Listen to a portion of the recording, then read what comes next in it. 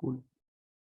So guys, in this class, you can ask more and more questions. I'm happy if you ask questions, because this is, I hate one-way communication. Uh, Try to ask more and more questions so that you will get better understanding of whatever you are reading. I hate rote learning, but आई जहाँ तक chance होगा मैं हम इसको avoid ही करेंगे root learning को, but जहाँ पे हमें लगेगा कि चांस नहीं है, जहाँ पे हमें करना ही पड़ेगा, then we have to do it. But I hate rote learning guys. इसलिए मेरा फोकस क्या रहेगा कि आपको जितना ज्यादा समझ आए, और वो कब समझ आएगा जब आप क्वेश्चंस पूछोगे. सो हम ये इंटरेक्टिव क्लास इसलिए कर रहे हैं क्योंकि आपको समझ आए. नहीं तो आप ऑब्वियसली डी स्कूल में भी पढ़ सकते हो, right? So we are starting with Ecotrix class, but before starting with Ecotrix class, I would like to know one thing. आपके stats के concepts कैसे हैं? Basic stats, for example, expectation, variance, normal distribution, hypothesis testing, confidence interval, correlation, covariance. Are they good or they are not? क्योंकि हमें वो and CLT2, अगर वो अच्छे नहीं है बच्चे, then we need to start with your basic stats first and then move on to Ecotrix. So should we start with advanced version or should we start with basic first? क्योंकि जहाँ तक मुझे पता है आपका जो बैच है वहाँ पे सब कुछ ऑनलाइन हुआ था, right? If I am not wrong. तो जस्ट वांट टू आस्क कि जो भी मैंने अभी टॉपिक्स के नाम लिए बच्चे, उसके बेसिक कंसेप्ट कैसे आपके. You can use this reaction, maybe thumbs up और thumbs down, whatever, so that I should know कि क्या हाल है आपके. Yeah. Excuse me, sir. I think I can speak for myself that for undergrad level econometrics, it is pretty clear, at least for myself. But when we talk about things that were covered as part of econometrics at the PG level, wherein Hansen was used, I think those concepts are a little blurry because for that, the semester was online, so the amount of effort that needed to be put in wasn't put in. So all of that those different PLIM theory, all of those things, I am personally not too clear with, which were discussed in today's class as well. Which theory, PLIM or PLIM? PLIM, matlab, PLIM. convergence in probability, convergence in distribution. वो correct, absolutely, वो एक next step है बच्चे. उससे पहले basic stats का आना बहुत जरूरी है. अगर वो बेसिक स्टैट्स नहीं पता तो वो प्लेम, कन्वर्जेंस, ये सब चीजें मतलब समझ ही नहीं होंगी कि वो हो क्या रहा है क्लास के अंदर, right? So guys, you need to interact, क्योंकि अगर आप मुझे अपनी एक्सपेक्टेशंस नहीं बताओगे then I can teach anything. So if you don't know basics, to let me know, then I will start with basics first. उसमें हमें इकोट्रिक स्टार्ट करने में थोड़ा सा टाइम लग सकता है, बट फिर आपको एकदम मक्खन की तरह समझ आना शुरू हो जाएगा. But if you think your basics are quite strong, strong का मतलब कि जो भी मैंने आपको अभी बताए टॉपिक्स वो क्लियर है मोर और less, then we can start with advance concepts. I am waiting for last 30 seconds. If there is no answer then I will do whatever I want to do. So I agree with Shanaya, but आप basic से start कर लो, क्योंकि UG में भी जब हमने start करा था तो उसमें भी टाइम हो गया, काफी सेम 3 में था. So I mean I would say basics, बाकी others can pitch in. So say basics. Yes, sir. Yes, sir. If you can quickly brush up the basics, that would be a help. Cool, then so let's start with basic. Just give me a second. In a second we will start.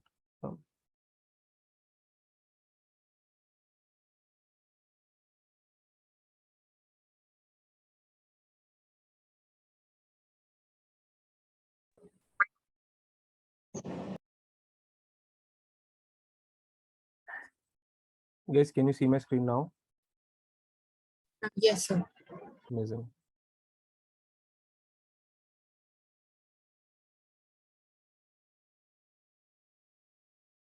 Write down stats. Although this is a part of Ecotrix, but मैं आपको अलग से इसलिए बता रहा हूँ क्योंकि आपको पता होना चाहिए कि आप स्टैट्स पढ़ रहे हो और जब इकोट्रिक्स स्टार्ट होगी I will let you know. क्या? क्योंकि जो सर ने फर्स्ट क्लास में डिस्कस किया है वो बेसिकली बेसिक स्टैट्स से डिस्कस करा है. If you see this,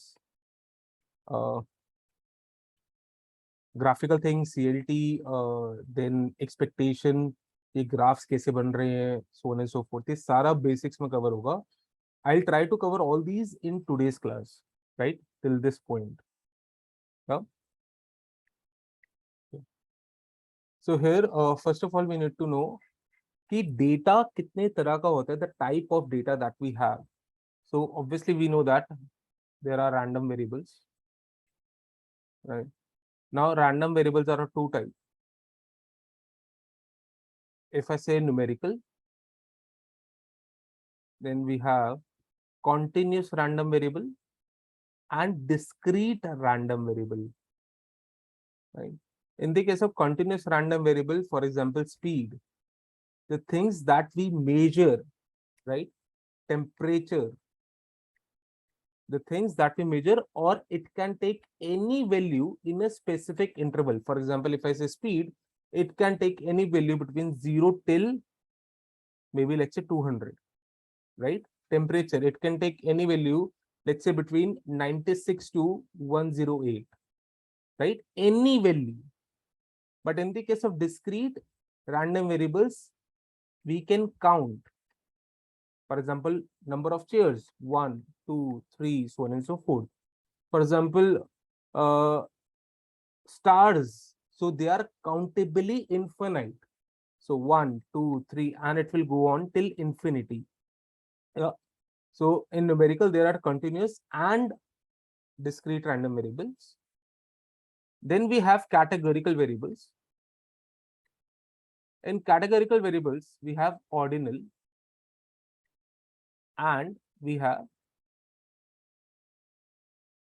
so basically qualitative variables only, or categorical variables, और इसको आप qualitative भी बोल सकते हो. In ordinals, we rank. For example, if I say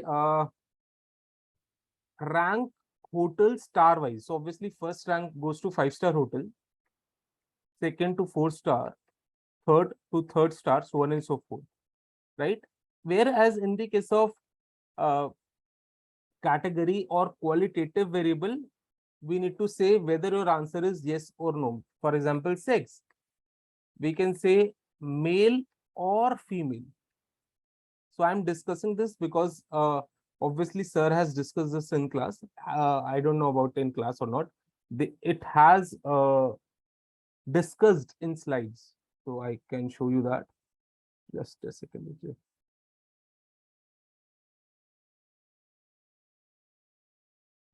Can you see this? So that is what I have just discussed. Although I know my speed is little bit fast because these are all basics. If you have any doubts here, do let me know. Although in Ecotrix, हम इतना ज़्यादा इसमें use नहीं करेंगे इस चीज़ को. Yeah. Okay. Then we have a central tendency. So where to use mean, where to use median, how can we say that? So for example, if I have two data sets, let's say 1, 2, 3, 4, 5, another data set 1, 2, 3, 4, maybe 100. In this case, here, if you calculate your mean is equals to 3. In this case, if you calculate mean, what is your mean? 1 plus 2, 3, 3 plus 3, 6, 6 plus 4, 10. 110 divided by 5, which is equals to what? To 22, I guess. Yeah. So here mean is 22. Here mean is 3. And this is the problem with mean. The reason being, since the formula of mean is summation xi by n, it is taking care of each and every observation. Since this is taking care of each and every observation, the problem is it is taking care of outliers as well. So in this formula, if we include outlier, obviously it will either increase the value of mean or decrease the value of mean. For example, if I say there is some college XYZ and they are quoting that their mean salary is maybe 50 lakhs, right? Anyone wants to say something? Their mean salary is 50 lakh. Now the problem is, being a statistician or those who know economics, they, if they demand the data, the college is saying that one student got 2 lakh, another got 5 lakh, another got maybe 4 lakhs, 7, 4, 4. Another got maybe 3 lakhs in this, and another got 1 lakh. So 1, 2, 3, 4, 5, and another got, let's say, X amount that we need to calculate. And if we take the sum of these all and divided by 1, 2, 3, 4, 5, 6, your answer is 50 lakh. So if I only see this, obviously I will tend to go to this college. But if I see these data set, I may not go to this college. The reason being, there are many students who are getting salary which is either below or equals to 5 lakhs, right? And this is the problem with mean. If we are taking mean here, obviously because of this outlier, which is X amount here, the mean is increasing, and because of this, the mean is giving us misleading figure, right? Therefore, in the presence of outlier, even in ecotrix as well, we should avoid taking mean. Then what we need to take? We need to take median in that case. The reason being, what is the median value? 3. What is the median value in this data set? 3. So median is not affected by outliers. Please remember that, guys. Since median is not affected by an outlier, in the presence of outlier, we need to consider median. If outlier is not present, we need to consider mean. The reason being, mean is obviously superior to median because it is taking care of each and every observation. The disadvantage of mean is same. Since it is taking care of each and every observation, we need to avoid mean when we have outlier in the data set. Now I'm waiting for another 10 to 20 seconds. If you have any doubts, do let me know.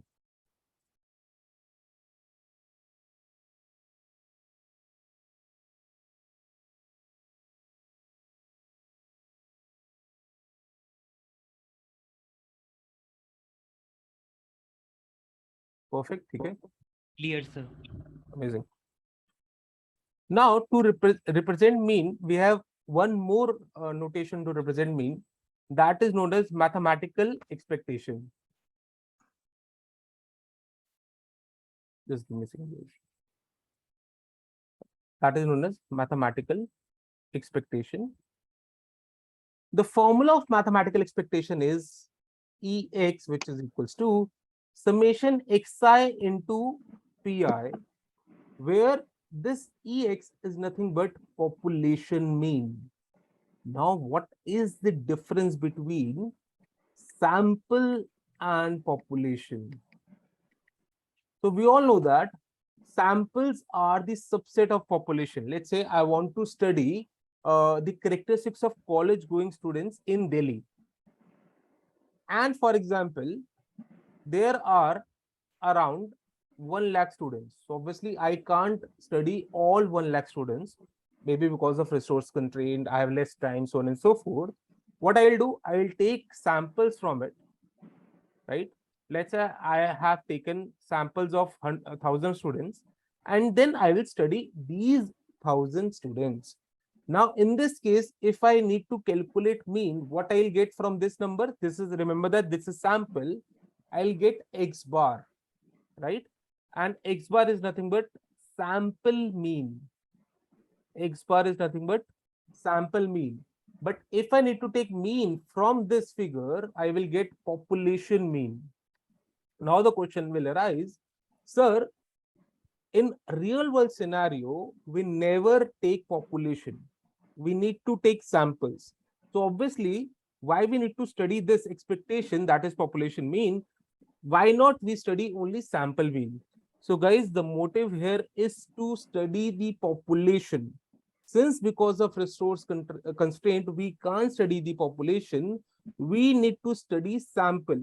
And on the basis of that sample, we are estimating the characteristics of population here population mean, which is guys, I request everyone kindly mute yourself. Yeah. From the X bar, we are estimating population mean. Now यहाँ पे थोड़ा सा ध्यान देना, क्योंकि यहाँ पे distribution की हम बात करेंगे, जो कि आपके इकोटेक्स में बहुत ज्यादा रिक्वायरमेंट है. Nanda, I request you, बच्चे, kindly switch, so kindly mute yourself for the time being. Thank you. Okay. In this case, how to find a distribution? हमने सैंपल कितनी बार कलेक्ट किया? सिर्फ एक बार. जब भी हम डिस्ट्रीब्यूशन की बात करते हैं, डिस्ट्रीब्यूशन का मतलब क्या, कि आपकी डिफरेंट वैल्यूज आ रही हैं एक्स बार की, बट क्योंकि मैंने सैंपल एक बार क्लिक किया, मेरे पास सिर्फ एक्स बार की कितनी वैल्यू आएंगी? सिर्फ एक ही वैल्यू आएगी. But in theory we believe that we will click sample n number of times, but practically that is impossible. Therefore, in practical terms, we are collecting sample only once. But जब हम इसको theory में लेके जाते हैं, then we believe that what if we collect sample n number of times, then what is the distribution of x bar?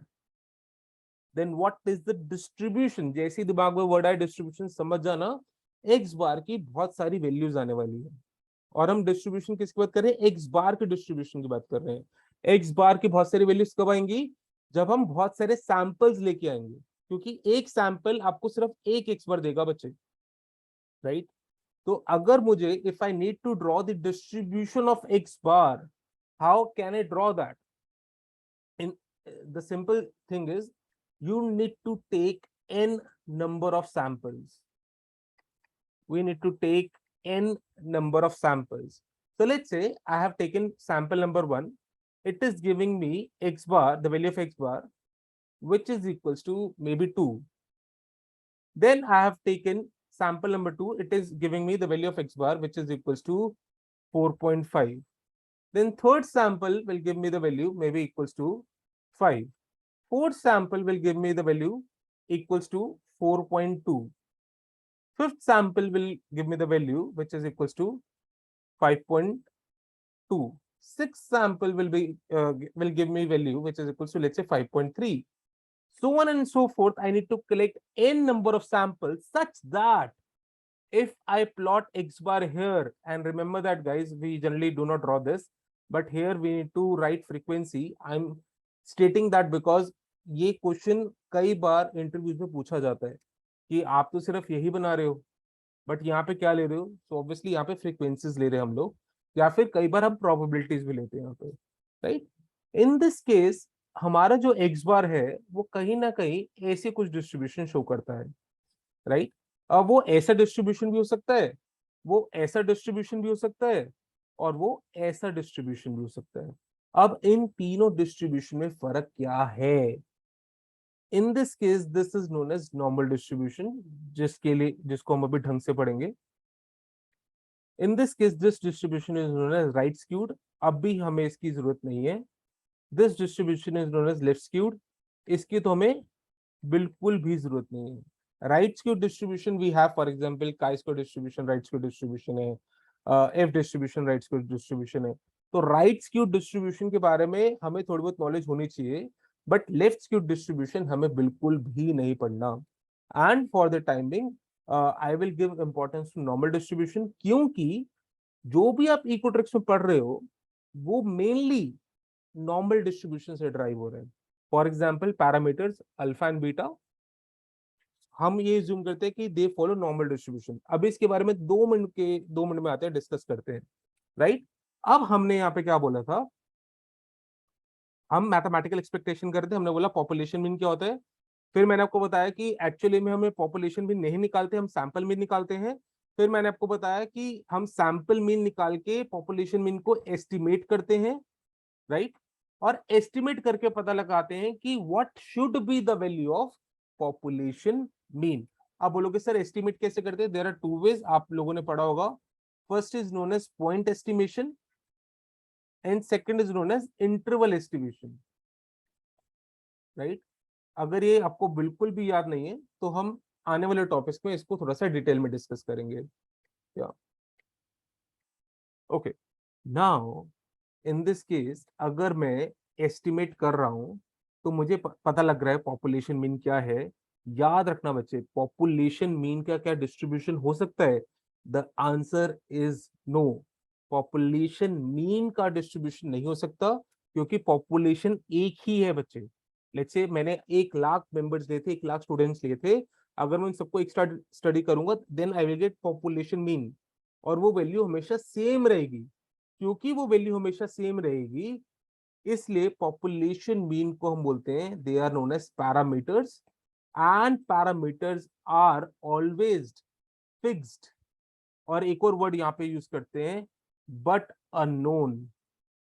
They are fixed, why? Because population एक ही है बच्चे आपके पास।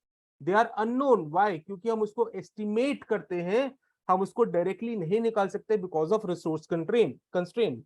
हम सैंपल्स को स्टडी कर रहे हैं बच्चे। हम पॉपुलेशन को, जिस दिन हमने पॉपुलेशन को स्टडी करना शुरू कर दिया, जितनी भी स्टैट्स की थ्योरी है सारी वेस्ट हो जाएंगी। द रीजन बीइंग, जब आप पॉपुलेशन को स्टडी कर रहे हो तो आपको किसी भी चीज की जरूरत नहीं है। आपको फिर बीटा भी मिलेगा, आपको फिर अल्फा भी मिलेगा, whatever parameter you are looking you can find that. But why we need stats? Because हम पॉपुलेशन को स्टडी कर ही नहीं रहे। Why? Because of resource constraint. हम सैंपल को स्टडी कर रहे हैं, और सैंपल्स बायस्ड हो सकते हैं, सैंपल्स अनबायस्ड हो सकते हैं, right? And here we need stats, क्योंकि अगर वो बायस्ड है तो क्या करना है, अनबायस्ड है तो क्या करना है, उसके वेरिएंस को कैसे देखना है, so on and so forth. Shivam बच्चे, please mute yourself, and if you want to say something you can. So guys, I think मुझे काफी टाइम हो गया बोलते हुए। If you have any questions you can ask me, giving you 10 seconds.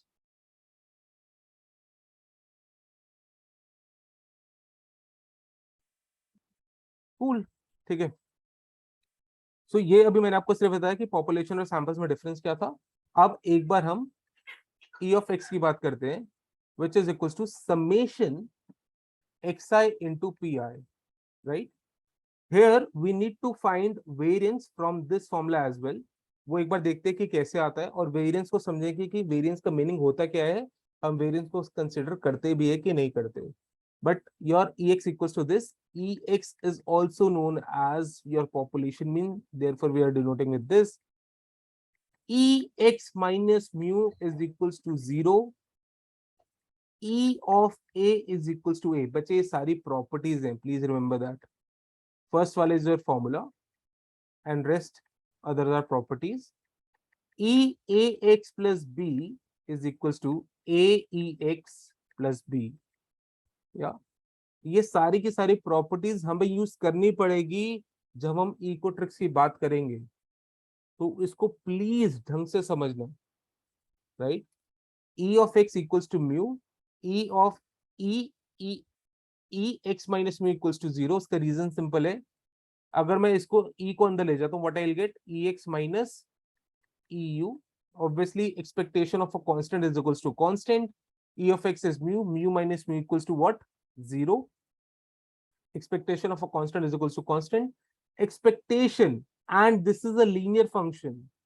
याद रखना ये सिर्फ लीनियर में ही पॉसिबल है। और क्या पॉसिबल है कि मैं एक्सपेक्टेशन को अंदर लेके जा सकता हूं। अगर ये फंक्शन नॉन लीनियर होता तो मैं एक्सपेक्टेशन को अंदर नहीं लेके जा सकता था। प्लीज रिमेंबर दिस, क्योंकि जब हम डिराइव करेंगे बहुत सारी चीजें तो we need to use this formula. Yeah so basically what I am saying that E x square, अब ये नॉन लीनियर है, is not equals to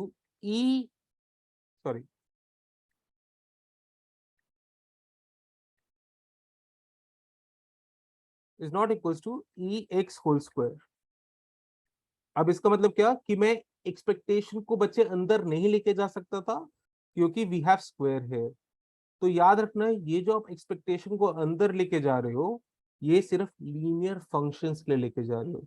similarly expectation of 1 by x, we all know that 1 by x is non-linear function, is not equals to 1 expectation of x. अब question क्या आता है दिमाग में कि सर अगर हमारे पास डेटा 1 by x में हमने कन्वर्ट कर दिया, क्या हम उसके एक्सपेक्टेशन नहीं निकाल पाएंगे? The straight away answer is no. then what we need to find? This is your higher concept. We need to find here PLIM. PLIM means probability limit. अभी इसके बारे में बाद में डिस्कस करेंगे बच्चे कि how to find that और उसके क्या क्या प्रॉपर्टीज होती है, so on and so forth, right? So these all are the properties of expectation.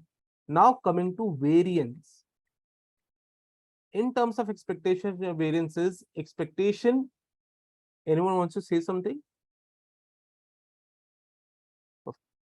Expectation x minus mu whole square. So this is the formula for variance. Now what do you mean by variance? Ecotrix या फिर stats में हम variance को find क्यों करते हैं, और हम वेरिएंस को फाइंड करके वेरिएंस को यूज नहीं करते, हम स्टैंडर्ड डिविएशन को यूज करते हैं? उसका रीजन क्या है? उसका रीजन बहुत सिंपल है, एक बार इसको समझने की कोशिश करते हैं. The formula for variance is equals to, in terms of summation xi minus x bar whole square divided by n. Remember that, guys, this is nothing but population variance, and we are denoting population variance by sigma square. Whereas अगर मैं sample variance की बात करूं, that is equals to summation xi minus x bar whole square divided by n minus 1. Now what is the difference between population variance and sample variance? Why we are dividing sample variance with n minus 1? और जब हम इकोट्रिक्स आगे पढ़ेंगे उसको बोलते हैं degrees of freedom. हम variance को निकालने के लिए डिग्रीज ऑफ फ्रीडम, अगर अभी वो नहीं पता, हम n-1 से डिवाइड क्यों कर रहे हैं और पॉपुलेशन के लिए n से क्यों डिवाइड कर रहे हैं? उसका रीजन सिंपल है बच्चे. अगर आप सैंपल वेरिएंस में सिर्फ उसको n से डिवाइड कर देते हो तो ये पूरी फिगर आपकी बायस्ड आ जाती है. And what we need unbiased results. Therefore we need to divide it by n-1. फिर से बोल रहा हूं, अगर आप इसको n-1 के बजाय n से डिवाइड कर दोगे तो आपकी पूरी की पूरी इक्वेशन बायस्ड आ जाती है. इसलिए in order to get unbiased equation we need to divide this by n-1. अब यहाँ पे क्वेश्चन आता है कि sir what do you mean by biasness and unbiasness. उसको थोड़ी देर के अंदर टच करते हैं. या सो population variance is equals to summation xi minus x bar whole square divided by n, which is known as sigma square. Sample variance is equals to summation xi minus x bar divided by n minus 1, which is equals to s square. जब भी s का word आएगा तो समझ लेना sample की बात कर रहे हैं, सिग्मा का वर्ड आएगा तो समझ लेना पॉपुलेशन की बात कर रहे हैं.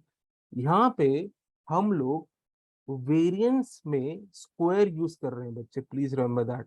तो जो भी आपके पास आंसर आएगा, लेट्स से आपके पास आंसर आया 100, whatever the units are, let's say centimetre में भी ले रहा हूं, सेंटीमीटर स्क्वायर, राइट. यहाँ पे भी लेट्स से आंसर आया let's say 59 centimetre square. But हमारा जो डेटा है क्या वो सेंटीमीटर में गिवन है, सेंटीमीटर स्क्वायर में गिवन है? ऑब्वियसली अगर हमने यहाँ स्क्वायर करा है तो हमारा जो एक्स वाले डेटा होगा वो किस में गिवन होगा बच्चे? सेंटीमीटर में. तो बेसिकली मीन हमने किस में निकाला? सेंटीमीटर में निकाला. वेरिएंस किस में निकाला? सेंटीमीटर स्क्वायर में निकाला. क्या हम इन दोनों को कंपेयर कर सकते हैं? The straight away answer is no, we can't compare these two figures. The reason being here we have used centimetre, here we have used centimetre square. Then what we need to use in this case, statisticians ने बोला आप एक काम करो, आप इसका under root ले लो, so that जैसे आप सेंटीमीटर का अंडर रूट लोगे what you will gate? Centimetre only. Therefore, we need or we compare mean and standard deviation. We can't compare variance. The reason being वो उसकी जो यूनिट है बच्चे वो सेंटीमीटर स्क्वायर के टर्म्स में है, और बाकी जो मेरे पास डेटा है उसकी यूनिट किस में गिवन है बच्चे? सेंटीमीटर्स में गिवन है. Therefore, we need to find standard deviation. Yeah. Now the question is, sir ये तो चलो आपने बता दिया, बट इसका मीनिंग होता क्या है वेरिएंस और स्टैंडर्ड डेविएशन का? अब उसको एक बार समझने की कोशिश करते हैं. सो बच्चे वेरिएंस का मतलब कि डेटा के अंदर कितनी वेरिएबिलिटी है, राइट. जितनी ज्यादा वेरिएबिलिटी होगी, क्या वो हमारे लिए अच्छा है कि गंदा? गंदा है. इसको कैसे याद रखोगे? अगर आप किसी रिलेशनशिप में हो और वो बंदे या what ever the person is, उसका नेचर बहुत ज्यादा वेरी करता है या फिर उसके कमेंट्स बहुत ज्यादा वेरी करते हैं, तो ऑब्वियसली हम उस पर्सन पे ट्रस्ट नहीं कर सकते हैं। सिमिलरली अगर डेटा के अंदर वेरिएबिलिटी बहुत ज्यादा है तो हम उस डेटा पे ट्रस्ट बहुत कम कर सकते हैं, क्योंकि मुझे नहीं पता कि डेटा का मूड उस टाइम क्या होगा। क्या वो, फॉर एग्जाम्पल अगर मैं नंबर लाइन ड्रॉ करूं, क्या डेटा इधर लाई करेगा, इधर लाई करेगा, इधर लाई करेगा, आई डोंट नो, क्योंकि वेरिएबिलिटी बहुत ज्यादा है। तो what we want less variability, data के अंदर वेरिएबिलिटी कम हो। अब यहाँ पे एक और क्वेश्चन आता है कि सर वेरिएबिलिटी आप मेजर कैसे कर रहे हो? मैं बोल रहा हूँ वेरिएबिलिटी रिलेटेड टू मीन, कि मीन से कितना वेरी कर रहा है आपका डेटा। अगर आपका डेटा मीन से ज्यादा वेरी कर रहा है, obviously you will get higher variance. अगर आपका डेटा मीन से कम वेरी कर रहा है, then you will get lesser variance. या so in this case variance is nothing the variability of the data. Now the question will arise कि sir हमने सीधा ये क्यों नहीं लिया समेशन xi माइनस x बार, हमने स्क्वायर क्यों लिया? गाइज उसका आंसर है कि अगर आप इसको सॉल्व करते हो व्हाट यू विल गेट, 0। अभी मैं आपको करके दिखाता हूँ। समेशन xi, क्योंकि मैं समेशन को अंदर लेके जा सकता हूँ, minus summation x bar. Remember that एक बार जब x बार की वैल्यू आ जाएगी, x bar will take a constant value, उसकी सिर्फ एक वैल्यू आएगी बच्चे, right? In that case we know that summation of a constant is nothing but nc, where I is going from 1 till n. तो अगर ये कांस्टेंट है, तो अगर मुझे उसको समेशन करना है n times, I will gate nc, right? Similarly यहाँ पे समेशन है और ये कांस्टेंट है मेरा, ये क्या बन जाएगा बच्चे, n x bar, right?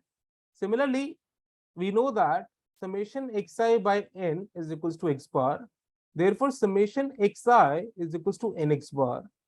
Therefore, we can write this as summation xi is equals to nx bar. Nx bar and minus nx bar is equals to 0, and hence we are getting this as 0. तो मैं ये use कर ही नहीं सकता था। अगर मैं ये यूज करता तो मेरे पास आंसर नहीं आता, वो हमेशा 0 आ जाता। इसलिए स्टैटिस्टिशियंस ने क्या बोला, आप यहाँ पे स्क्वायर लगा दो तो आपकी ये 0 वाली प्रॉब्लम सॉल्व हो जाएगी। बट जैसे ही मैंने स्क्वायर लगाया तो मेरे पास सेंटीमीटर स्क्वायर मेरा आंसर आने लग गया। अब मुझे उसको अवॉइड करने के लिए क्या करना था, इसका अंडर रूट लेना था, तो मेरे पास सेंटीमीटर आता। Now I can compare mean and standard deviation, please remember that. Till now guys, if you have any doubts, do let me know. I am waiting for 10 seconds.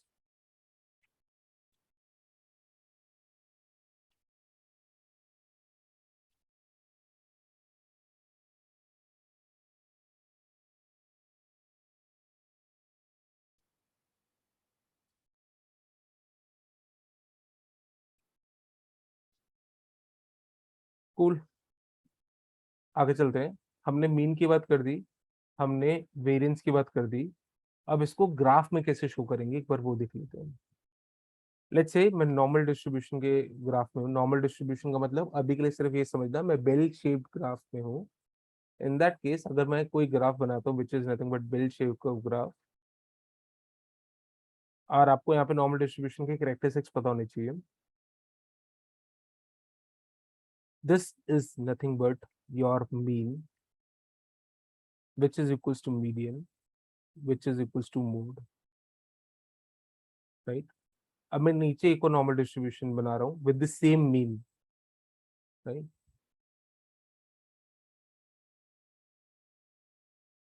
अब आप मुझे बताओ सिर्फ ये फिगर देख के कि आपको वेरिएंस ज्यादा किस में लग रहा है, इन फिगर 1 और इन फिगर 2। वेरिएंस का मतलब मैंने आपको बताया कि डेटा के अंदर कितना वेरिएबिलिटी है, डेटा के अंदर कितना स्प्रेड है। तो अकॉर्डिंग टू सर फिगर 1 में Yes, sir, figure 1. एब्सोल्युटली 1। तो अगर मेरे पास ये दो डेटा सेट्स हैं और दोनों का मीन सेम है, तो मैं किसको कंसीडर करूंगा, फर्स्ट को या सेकंड को? लगाओ दिमाग। The second. Second. Absolutely second, क्योंकि उसका रीजन क्या है, डेटा सेट 1 के अंदर वेरिएबिलिटी बहुत ज्यादा है, और जहां पे भी वेरिएबिलिटी बहुत ज्यादा होगी मुझे नहीं पता कि x की वैल्यू कहाँ लाई करेगी, यहाँ लाई करेगी, यहाँ लाई करेगी, मतलब मीन से कितनी दूर लाई करेगी और कितनी पास लाई करेगी, वी डोंट नो। सिंस यहाँ पे बहुत ज्यादा अनश्योरिटी है, तो मैं क्या करता हूँ, मैं वो वाला डेटा चूज करूंगा जहां पे वेरिएंस कम है। अब आपने इकोट्रिक्स या स्टैट्स में एक कंसेप्ट पढ़ा होगा which is known as BLUE. What is BLUE? BLUE is best linear unbiased estimate. Best का मतलब क्या है बच्चे? जिसका भी वेरिएंस कम है, जिसका भी वेरिएंस कम है. अगर मैं यहाँ पे दो एस्टिमेटर्स की बात करता हूँ, क्योंकि अभी आपको एस्टिमेटर्स नहीं पता, फॉर द टाइमिंग मेरी बात सिर्फ सुन लेना. अगर मैं यहाँ पे दो एस्टिमेटर्स की बात करता हूँ, एक लिखता हूँ x1 और एक लेट्स से एक लिखता हूँ x, एक लिखता हूँ y, और मैं बोलता हूँ they both are unbiased. Now what do you mean by unbiasedness? हम बार बार वर्ड यूज कर रहे हैं, तो इसका सिंपल सा आंसर ये है, if expectation of guys, you want to say something? Perfect. if expectation of theta hat is equals to theta. Now what is theta hat? Theta hat, जब भी यहाँ पे हैट लग जाएगा तो समझ जाना हम किसकी बात कर रहे हैं, सैंपल की, राइट? और जब हैट हट जाएगा तो हम किसकी बात कर रहे हैं, पॉपुलेशन की. तो मैंने क्या बोला, whenever expectation of theta hat is equals to theta, तो जब भी सैंपल का एक्सपेक्टेशन थीटा के इक्वल आ जाए, पॉपुलेशन के इक्वल आ जाए, तब हम उसको बोलते हैं कि दैट पर्टिकुलर एस्टिमेटर, क्योंकि तो आपको एस्टिमेटर नहीं पता, that particular variable in this case theta hat is unbiased variable. Now what is estimator? मैंने अभी आपको एक पूरी कहानी बताई थी बच्चे. हमें एक्स बार से एस्टिमेट क्या करना है, म्यू, राइट? तो उसके लिए मुझे क्या चाहिए होगा, formula to estimate mu, and that particular formula is known as estimator. मैंने आपको एक और चीज बताई थी कि x बार की बहुत ज्यादा वैल्यूज आने वाली है, क्योंकि थियोरेटिकली हम n टाइम सैंपल्स करने वाले हैं. इन दैट केस हमारा x bar is the parameter जिससे मैं क्या एस्टिमेट करूंगा, sorry, x bar is my estimator जिससे मैं क्या एस्टिमेट करूंगा, पॉपुलेशन मीन. या, and please remember that your x bar is random variable, your estimators are random variables. अब मुझे क्या प्रूफ करना है, एक्सपेक्टेशन ऑफ सैंपल मीन, मैंने आपको बताया था theta hat, right, which is estimator. Now what is x bar? x bar is estimator and sample mean should be equals to population mean, which is nothing but mu. अगर ये condition मेरी आ जाती है तो मैं बोलता हूं my estimator which is x bar is unbiased estimator, is unbiased estimator. If e x bar is not equals to mu, then we call this as biased estimator. अब बच्चे बायस दो तरीके से आ सकते हैं, एक आ सकता है पॉजिटिव बायस्ड, एक आ सकता है नेगेटिव बायस्ड, राइट? तो what is positive biased? Positive bias का मतलब when e of x bar minus mu is positive and when e of x bar minus mu is negative, तो उसको बोलते हैं negative biased. This is positive biased, this is negative biased. But हम blue के अंदर क्या बात कर रहे हैं, हम ब्लू के अंदर बोल रहे हैं कि एस्टिमेटर शुड बी अनबायस्ड. यही मैंने आपको डायग्राम में दिखाया बच्चे, इसका मीन, दोनों का मीन अनबायस्ड है, यहाँ पे है. तो मैं कौन सा एस्टिमेटर चूज करूंगा, विच इज ब्लू. आई विल चूज दिस दैट एस्टिमेटर जो कि ब्लू की प्रॉपर्टी को सेटिस्फाई करता है, जो कि ब्लू का मतलब फर्स्ट इज बेस्ट. बेस्ट का मतलब क्या, इन दोनों में से जिसका भी वेरिएंस कम होगा आई विल चूज दैट, एंड देयरफॉर आई विल choose this. Any doubts, anyone? Sir, या, sir, here you said that the estimators are biased in two ways, that is positive and negative. Sir, so do we mean to say in a similar way that it is overestimated and underestimated? Sorry, can you repeat that again बच्चे? Sir, the positive biasness could be said as overestimation? Not really. Over estimation का मतलब है कि हमें estimate करना चाहिए था 100, हम उसको एस्टिमेट कर रहे हैं 200, right? But Yeah. Not really, not really. Okay, sir. Jayant, you have a question? Yeah. Sir जो हमने सैंपल वेरिएंस निकाला था जिसमें हमने कहा था कि अगर उसके डिनोमिनेटर को n-1 से डिवाइड करेंगे तो वो अनबायस्ड है। तो सर हाँ 1 माइनस करने से कैसे बायसनेस और अनबायसनेस हो रही है, ये थोड़ा सा एक्सप्लेन कर सकते हैं? Correct, absolutely Jayant. In that case आप एक काम करोगे, आप अगर ये वाला मतलब इसको अगर n से डिवाइड करते हो, आई विल शेयर द प्रूफ, क्योंकि अभी इस क्लास में वो रिक्वायर्ड नहीं है। आप मुझे एक बार व्हाट्सएप पे हाई भेज देना, या फिर जो ग्रुप है इकोट्रिक्स का, I will share the proof in that, कि अगर मैं इसका एक्सपेक्टेशन लेता हूँ, that is expectation of a square for the time being, that is equal to sigma square. यही तो चाहिए हमें, सैंपल का expectation should be equal to sigma square.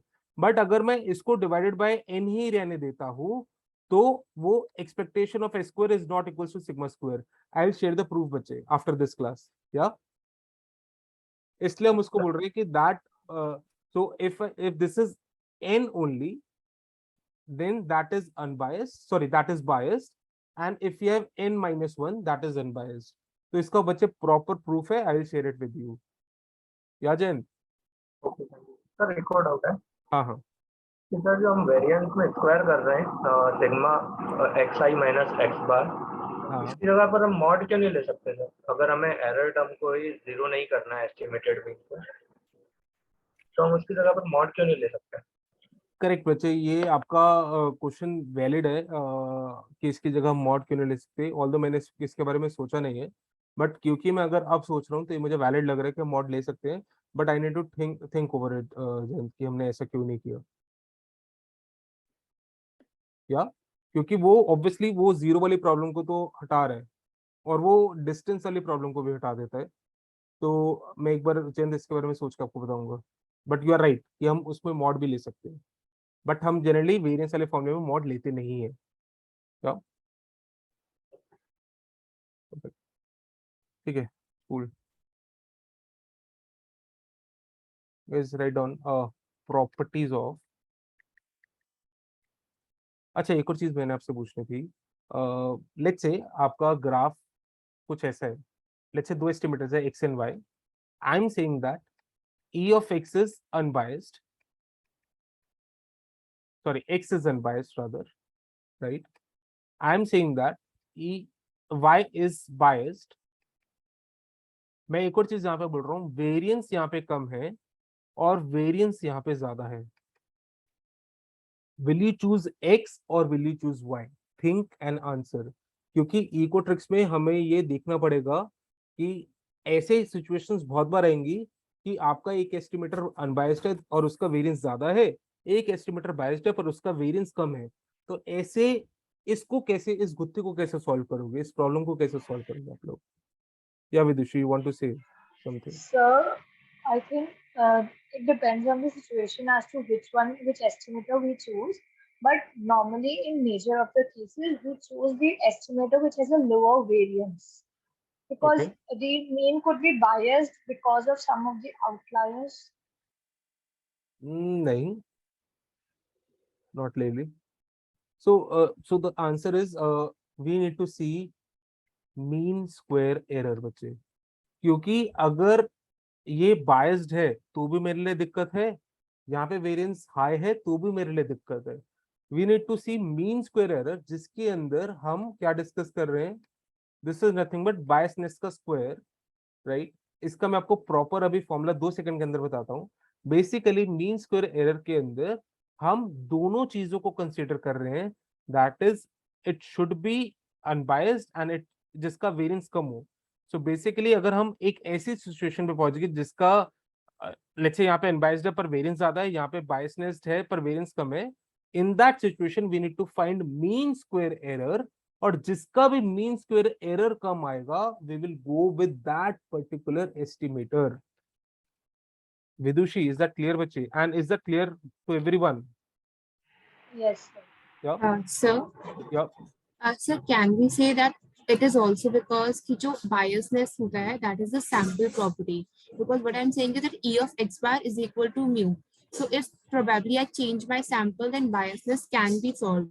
But variances, जो मेरे data points में variability है, so that is kind of a population problem. मतलब just, is this a valid interpretation? If one doesn't knows about mean squared error. नहीं, valid नहीं है। उसका reason ये है प्रियंका, उसका रीजन ये है बच्चे कि आपके पास डेटा तो सैंपल का ही गिवन है, तो जो भी आपका वेरिएंस आ रहा है या कुछ भी आ रहा है, ईएक्स भी अगर आ रहा है, ये किस बेसिस पे आ रहा है? सैंपल के डेटा पे आ रहा है, राइट? Yes, तो yes, एक sir. एक तरफ आप वेरिएंस को तो बोल रहे हो कि वो पॉपुलेशन का है, और दूसरी तरफ जो अनबायस वाला बोल रहे हो वो बोल रहे हो सैंपल का है, बट एक्चुअली दोनों सैंपल के ही हैं। Because technically we don't have population. Absolutely. Oh, okay, sir. Thank you. ठीक है, और किसका कोई डाउट है? I am waiting for another maybe 10-20 seconds.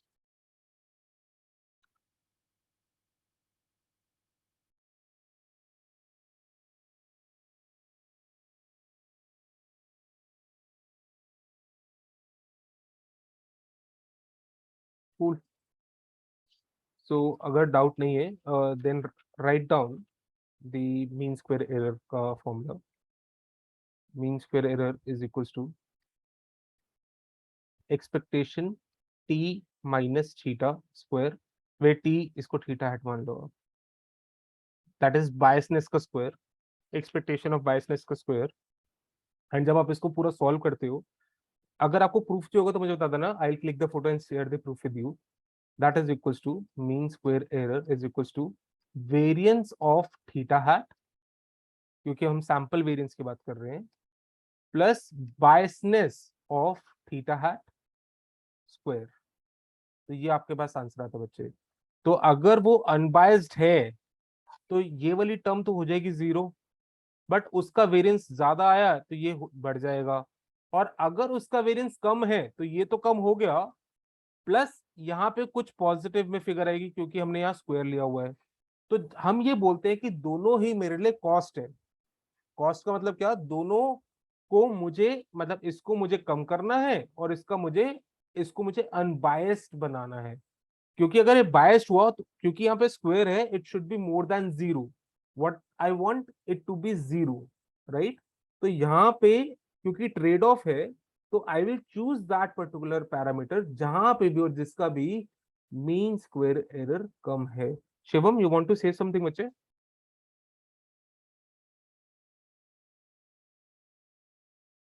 Shivam, perfect. किसी को कुछ बोलना है अभी? ठीक है, कूल. राइट ऑन बच्चे, properties of normal distribution. Sir एक बार लास्ट स्लाइड वापस दिखा दो. हाँ,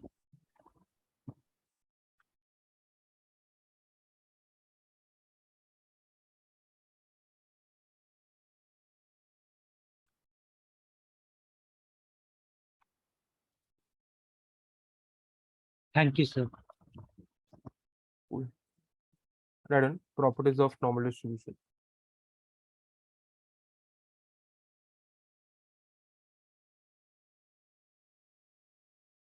अच्छा, मैं ये प्रॉपर्टीज इसलिए कर रहा हूँ क्योंकि ना आपके स्लाइड में एक पॉइंट गिवन है और वो पॉइंट सर ने गलत लिखा हुआ है. Just to show you that कि वो पॉइंट गलत है, मुझे पूरी प्रॉपर्टीज आपको लिखानी पड़ेगी. Just give me a second.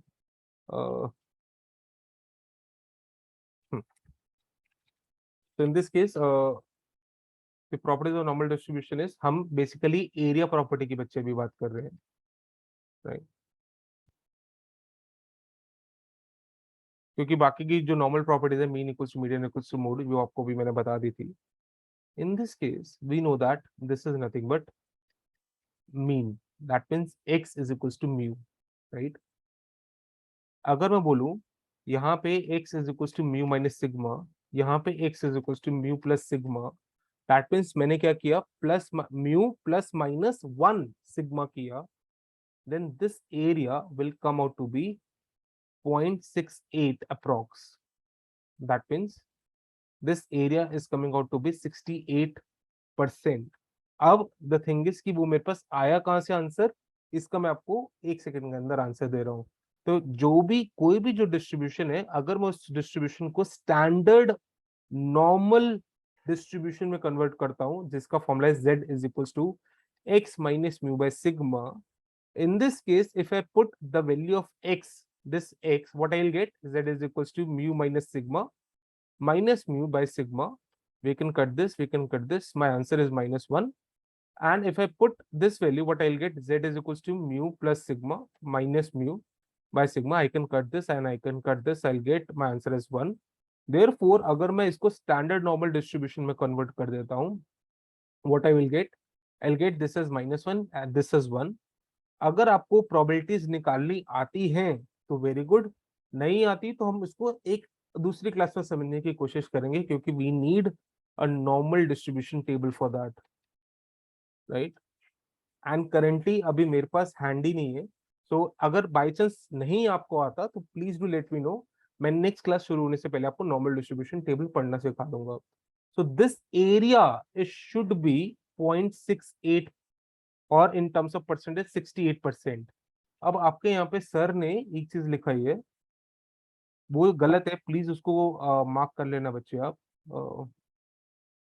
So we have discussed this.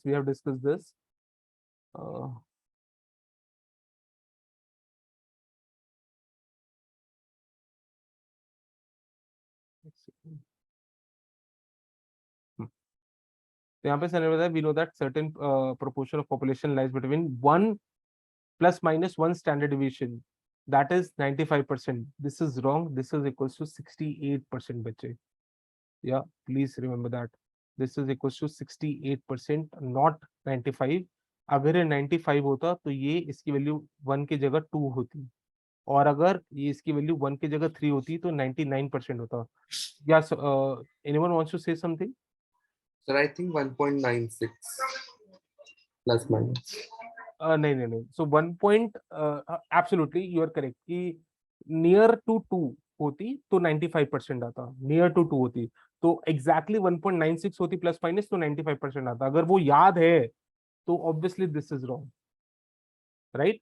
और आप जिसकी वैल्यू बता रहे हो ना बच्चे 1.96, वो 1 स्टैंडर्ड डिविएशन नहीं है, बेसिकली वो z की वैल्यू है. वो यहाँ पे आप इस चीज की बात कर रहे हो कि this should be minus 1.96 and this should be 1.96.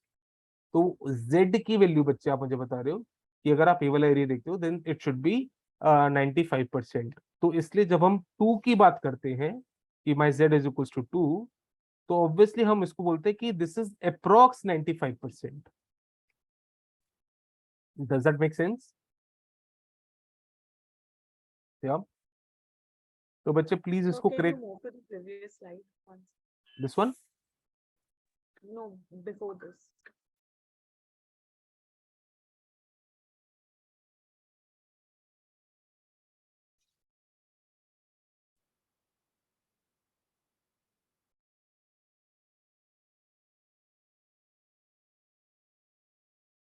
Do let me know, Shweta, whenever you're done. Yeah.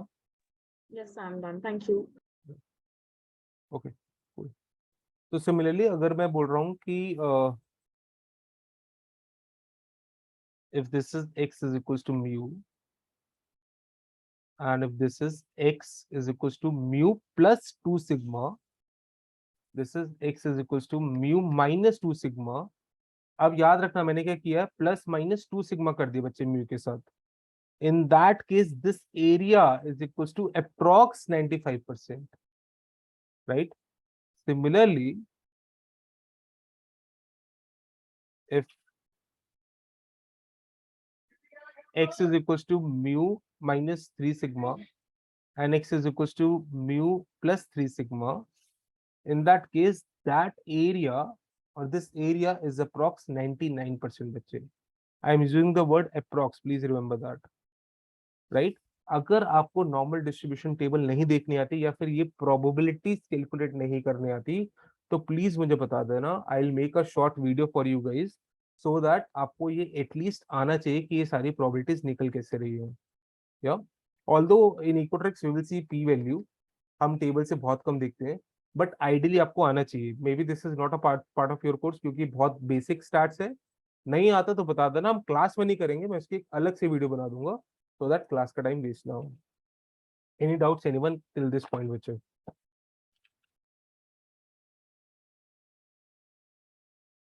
ठीक है. Now please write down theorem.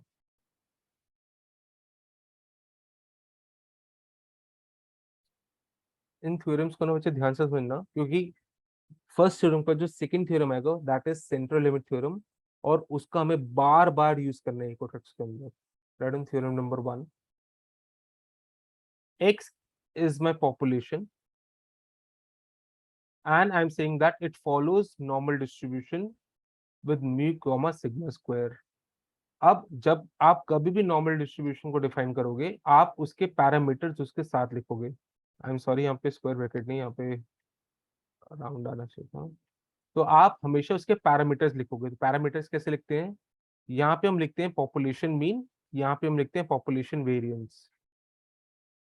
या so x is my population follows normal distribution with mu comma sigma square if x1 x2 till xn are random samples of size n drawn from this population, then now guys this is very important, x1 will follow normal distribution with mu comma sigma square। अब मैं यहाँ पे आपके 2 second चाहता हूँ बच्चे। इन this case मैं आपको बोल रहा हूँ x1 will follow normal distribution।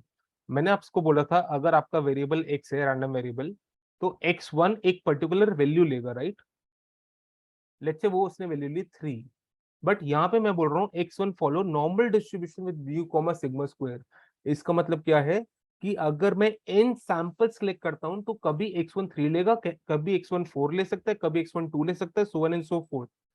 Therefore I'm saying that this particular x1 will follow normal distribution। Why normal? Because आपकी जिस population से आपने सैंपल कलेक्ट करे हैं वो ऑलरेडी नॉर्मल डिस्ट्रीब्यूशन की पॉपुलेशन है, राइट? अभी यहाँ पे हम एज्यूम करेंगे एरर टर्म को, बीटास को, कि दे आर नॉर्मली डिस्ट्रीब्यूटेड, तो वहां पे ये थ्योरम बच्चे पक्का से काम आने वाला है, right? x1 follow normal distribution, x2 follow normal distribution with same parameter, and xn follows normal distribution with same parameters, right? In this case, what is your x bar, or x bar follows what? In this case x bar, अब x bar आएगा कहां से? आपने x1 लिया, x2 लिया, till xn लिया, right? यहाँ पे आपकी सैंपल 1 की आंसर्स आ गए, यहाँ पे सैंपल 2 के आ गए, यहाँ पे सैंपल 3 के आ गए, so on and so forth। Similarly जब x बार निकालोगे तो यहाँ पे सैंपल 1 का x बार आएगा, यहाँ पे 2 का, यहाँ पे 3 का, यहाँ पे 4 का, so on and so forth। And hence x bar will also follow normal distribution with mu comma, sorry, with mean which is mu comma sigma square by n। अब मैंने ऐसा क्यों लिखा है? क्योंकि expectation of x bar is equals to mu, but variance of x bar is equals to sigma square by n। Any doubts, anyone in this case? Any doubts, anyone? Cool. Since you don't have any doubts, let's move on. Write down theorem number 2. And this is the most important theorem, which is known as central limit theorem। और ये भी आपके sir ने भी लिखा हुआ है, सिर्फ वर्ड मेंशन है सेंट्रल लिमिट थ्योरम, पूरा थ्योरम मेंशन नहीं है। So in this case, just give me a second। Yeah. So x is my population, follows normal distribution, follows any distribution with mu comma sigma square। बच्चे यहाँ पे मैंने normal word add नहीं किया है, यहाँ पे मैंने नॉर्मल वर्ड ऐड किया था क्योंकि यहाँ पे नॉर्मल डिस्ट्रीब्यूशन फॉलो करता है। We don't need central limit theorem. हमें सेंट्रल लिमिट थ्योरम की रिक्वायरमेंट कब है? जब मेरा पॉपुलेशन का मुझे पता ही नहीं है कि whether it follows normal distribution और नॉट। तो प्रैक्टिकली हमेशा सीएलटी क्यों लगता है? क्योंकि मुझे पॉपुलेशन का सच में पता ही नहीं है कि पॉपुलेशन मेरी नॉर्मल डिस्ट्रीब्यूशन को फॉलो कर रही है, कौन सी डिस्ट्रीब्यूशन को फॉलो कर रही है। In that case, if random samples of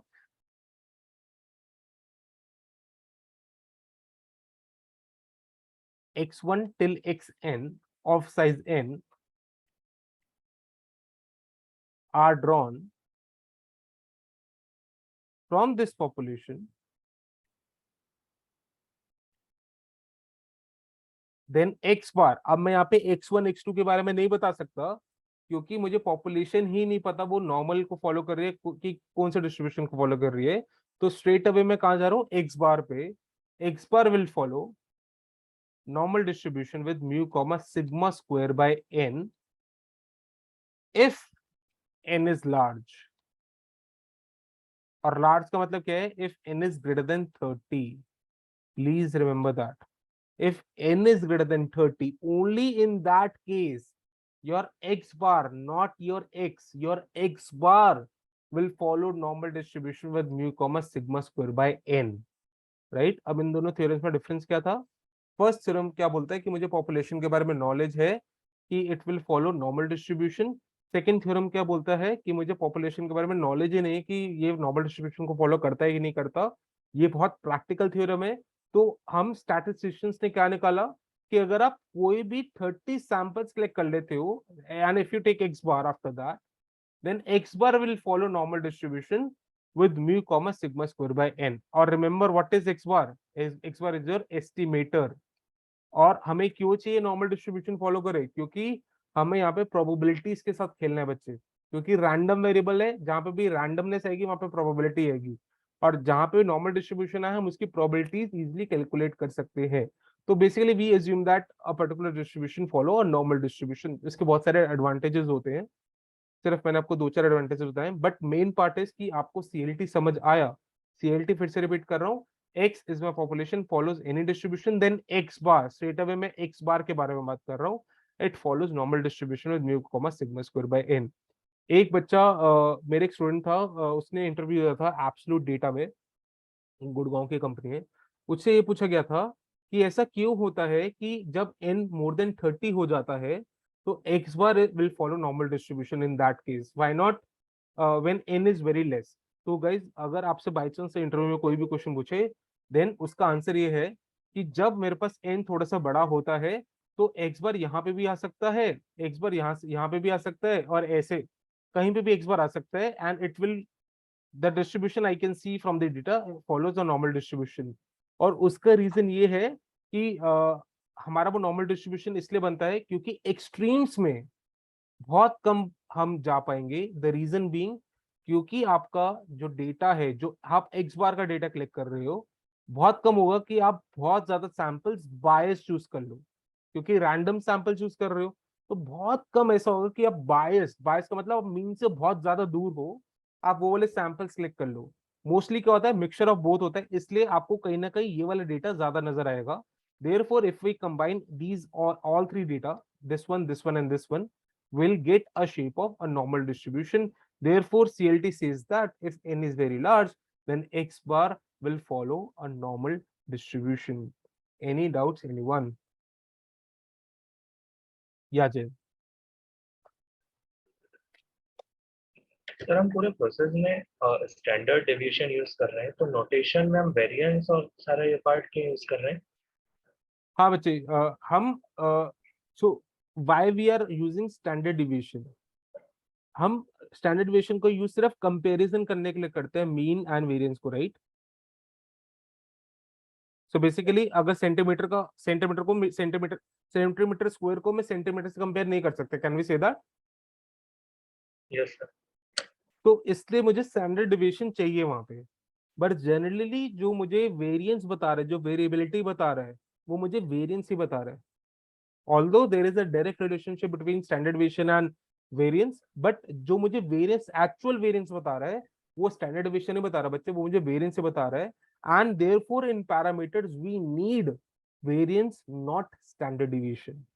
but जब हम कोई भी इक्वेशन या कुछ भी सॉल्व करते हैं तो हम स्टैंडर्ड डिविएशन को देखते हैं. फॉर एग्जांपल अगर आप कोई भी मुझे पता नहीं whether you have read financial economics और नॉट, हम वहां पे स्टैंडर्ड डिविएशन को बीच में लेके आते थे to measure the risk factor, right? क्योंकि वो कंपेयर करने के लिए बहुत इजी होता था हम लोगों को. क्या Jayant, make sense? Guys, any doubts, anyone?